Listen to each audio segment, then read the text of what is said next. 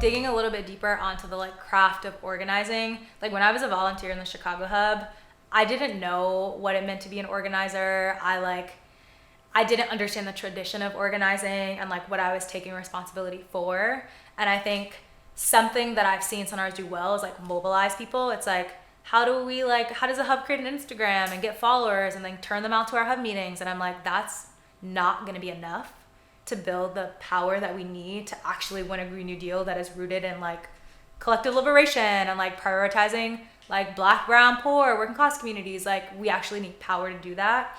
And so there's this like organizing versus mobilizing approach. And like when I mention organizing, I'm like, how do we get a generation of young people to like act in the tradition of like the Ella Bakers who are like developing like young people to like organize their community, tell stories, like build power in their community. And so I think one of the biggest shifts around culture in Sunrise that I want to see is like people and hubs and groups of people like taking responsibility for like seriously like organizing and like building people power in their community. And that's like knocking doors, having community meetings, like having one-on-ones with like tons of people and training tons of people to have more one-on-ones with people in their community. And I think it's just something we like don't do rigorously in Sunrise that I feel like we'll need to do if we want to take seriously what it is going to mean to like build power. Yeah, I'm actually really excited for content testing on people who are already in the base and also people who are like especially new to the base around like our culture around the way we connect to the world around us and like spirituality, nature, that kind of thing. I haven't seen that, and I really want to see a deeper, like more grounded connection. And I think that does come from the base, and I think something the base cares about. I think there's a lot of things. I mean, like, I think the way power is distributed hasn't been like explicitly talked about in our group. Like, it has in a lot of like smaller, more, I guess, specific ways, but not as like a larger thing. And I hope that the base is like, we have genuinely felt that people don't care about what we think, and here's what we think, and we want you to care, and we want to feel like you care. Okay, well, first of all, I think I've changed my mind so much over the past year. Like, I've like, it feels like often the way we interact in Sunrise, and like, I was on the campaign team before and stuff, and like, often it felt like I had to like shore up my argument and collect my pieces and like be ready to go in being like, I'm convincing people of these things. And it just like doesn't really feel like that most of the time in front loading. It feels like, yeah, maybe I'm going to build up some like a case for something, but like someone will say something and we'll change it, and it feels very safe to change it because I'm like, I trust that you are doing this with like the best interest of the whole movement at your heart. And like, also sometimes maybe we disagree and we're gonna like talk that out. I think one of the biggest and really helpful shifts, I think of like Haven as one of the people who's really pushed me on this, is a little bit about how we view, it's hard to put my finger on this exactly. It's almost about like agency and respect and like what builds power. And I think there was this sense that, yeah, I think Sunrise, one of the really strong aspects of Sunrise has been that we've been so clear-eyed about like we need to win a federal Green New Deal. And I think some really helpful pushes that Haven has made is being like, yes, but what does it actually take to do that? But also, I think how to say this best.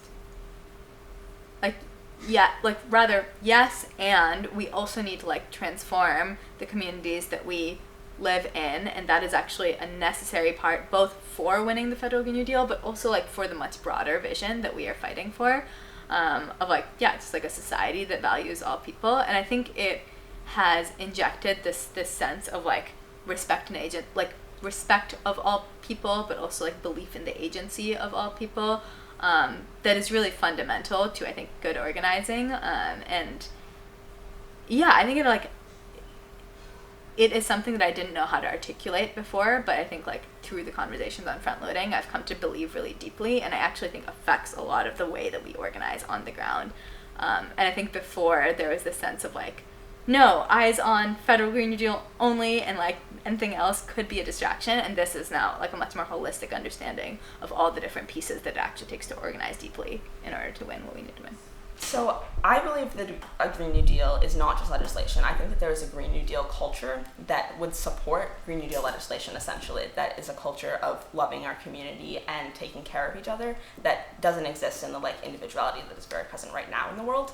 And I think that a Green New Deal will never work without a culture that is like much less individualistic. And so we actually like can't win a Green New Deal if we don't win Green New Deal culture, as I would call it. I think to the point around accessibility, I think that also connects to like what it means to be a good organizer. Like I see as a person who like went to college and like an elite institution, the people that are rewarded are people who can like say really fancy things and like impress people, and it's like very disconnected from like people, like normal people who, like you said, are like trying to pay bills, working 9 to 5 every day. Like, yeah, I think about when I talk to my family, I'm like, how do I talk in a way that they like understand what I'm saying? And so I think that is part of what it means to have a lot of craft around organizing. It's like, I'm not like on a pulpit talking to people. I'm like actually listening and sharing stories with people, because like people connect over values, yeah, and shared story and experience. And so how do we think about in our story, which there's like a story team on Sunrise, how we like tell a story to the public that is like accessible and understandable and like resonant with like different swaths of the country. Because yeah, I think Sunrise did some of this in the beginning where it was like, we talked about the Reagan alignment and we didn't say neoliberalism, because like you walk down 51st and I'm like, are you a neoliberal? People aren't gonna know what I mean by that. And so I think it's very important for us to like hold a lens of like people who are not in our movement, people who know nothing about capitalism or like ideology or even the climate crisis. Like, how do we like talk to them in a way that is accessible? And like that's the only way that we like build a movement big enough to again build enough power to win. There's an aspect of being young and what it means to be young today that is really, really resonant in the story that we're crafting. We as young people have lived through a world of constant disasters, wars built on lies, surveillance, climate disasters, financial crises, us not being able to sustain our families, and it's really a policy choice that stands in all of these crises that are before us. And the world that we dreamt of as kids is a world that throughout our lives has been stolen from us. So I think when we articulate the reason for why we need a Green New Deal, we need to really hone in on all of those experiences to channel a story of what our generation and the people and places we love absolutely deserve.